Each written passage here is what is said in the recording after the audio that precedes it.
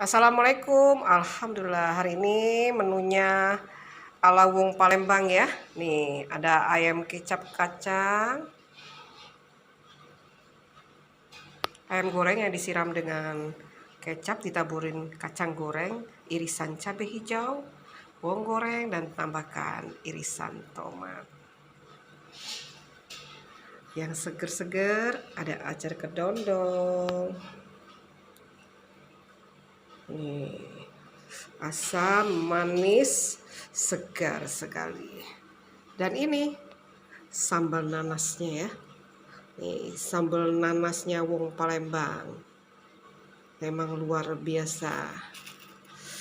Warnanya cantik.